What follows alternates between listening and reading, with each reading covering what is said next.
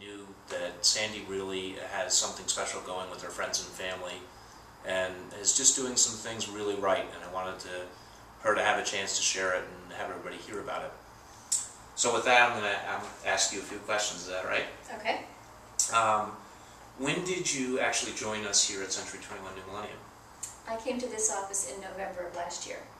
Terrific, and it's been a good experience for you? It has. I've been very happy. Of course it has. That's great. What's the success for you in terms of using the Friends and Family program so far? What kind of results have you had? I've had great success with it. I've placed 4 outbound Friends and Family referrals. I've had 1 that's closed already, and I've got 1 that is pending to close in August of this year. Terrific. Those are good results. I'm sure there's a lot of people that would be interested in how the heck are you doing it? Are you sending postcards? Do you do Facebook? What's the secret? I actually don't do any marketing. I haven't had to so far. I do have some ideas for it, but everything I have done has been by word of mouth. Customer service has always been the cornerstone of my business, and I strive for world-class service with every single client, every single transaction.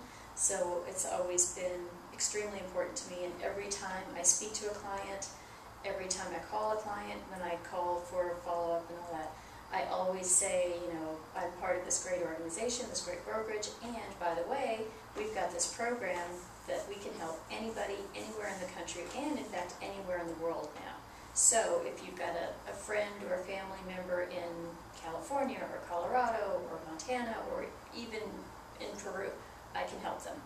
So please keep that in mind and give me a call. And every time I say that, somebody knows somebody.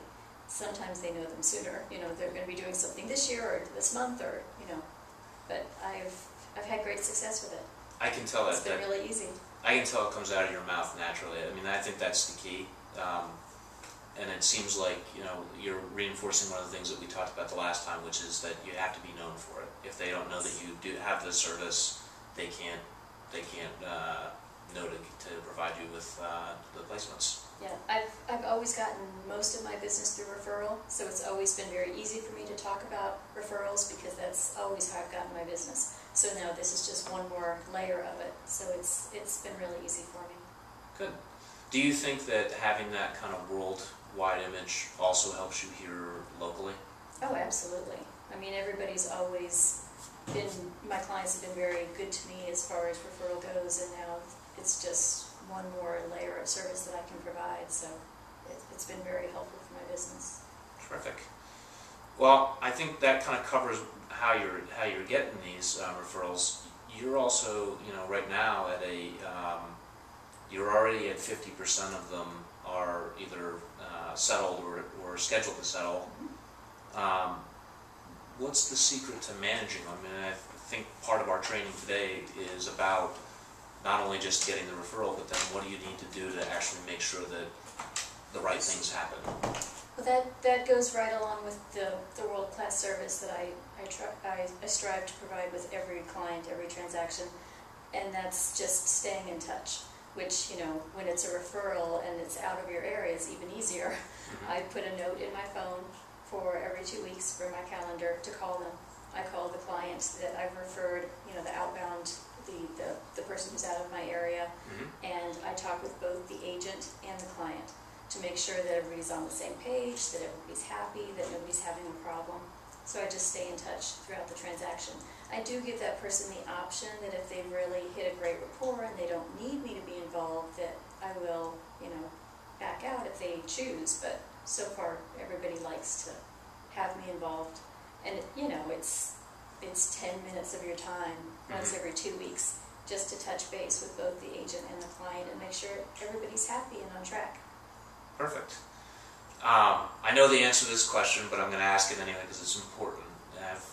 It's a fairly short time that you've been with us. Has it ever gone wrong? Well, you know, it's inevitable. Something's always going to go wrong somewhere. I did have one friends and family referral that I placed that didn't go right, and in fact, we lost the business. And what I learned from that was I could do it better. And the way that I could do it better was when I send my outbound friends and family referrals, I always want the referring agent on the other end to call me first, so that I can lay the foundation of who my client is and any special needs.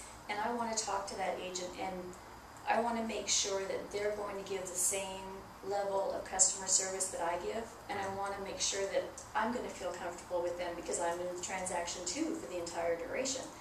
And that agent didn't call me, and I didn't follow up, so I dropped the ball.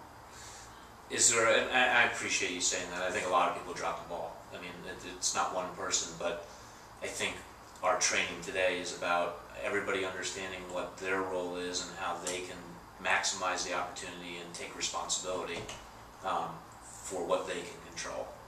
And I know in that particular instance, the first 24 hours seem to be pretty crucial. I agree. Is that really to you the most important? Absolutely, because in that particular instance, when I put in the friends and family referral, my clients, it was my clients' parents in and out of area, and they had gotten a referral from a neighbor. Mm-hmm. So that I knew there was another agent in play, and had our agent come in at the same time as this other neighbor agent, we would have had a chance. And of course, you know, my referral would have weighed heavier than the neighbor's referral. But because we didn't get there in time, the other agent got it. So if we had gotten there within the first 24 hours, it would have been fine. But nobody called me, and I didn't follow up, so the whole thing fell apart and we lost the business. Yeah, I learned some things from your story, and I know some things that we're going to cover in the training, so it's good timing that we're going to talk about how, you know, me personally, my team, what we can do. But I appreciated kind of your angle on it, which was, hey, you know what I could have done is, you know what, the agent didn't call me, I could have called them. Should you have to call them? I don't think you should. But you know what, it's better to make that phone call than to end up with the result that we ended up with. It's my business too, and it's a reflection on me that I referred somebody who didn't come through. So, you know, everybody learns a lesson. Good. Well, I think, you know, I really like talking to different people that are doing different things. It just seems like you're really organized with your process, and that you're, you know, making sure that everybody that you give great service to knows this is the way to thank me for that.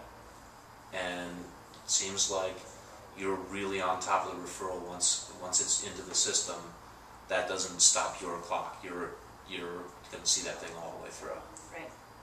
I appreciate it. I think a lot of people will probably appreciate it, and thank you for sharing time with us today. Thank you. Appreciate it.